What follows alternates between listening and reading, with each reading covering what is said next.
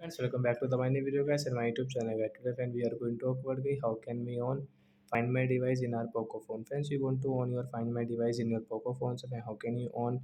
Today I will show you in this video guys how to on Find My device setting.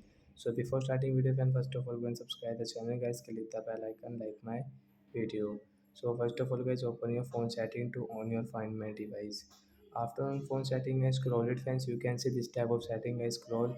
As you can see guys your password and security guys tap here. As you can see this type of settings. So how to on Find My device, click on this privacy setting guys. Third option, fourth option guys, Find My device setting. As you want to on you can on. After on guys you can use your Find My device setting. As you can see Find My device helps you locate this device remotely. If you lose this device, it also helps you keep your data safe. So when you can use, and guys you want to track your phone, you can track your phone also guys. So like that guys we can use Find My device setting, and guys we can on in our Oppo phone. So that's it guys, thanks for watching the video, bye guys.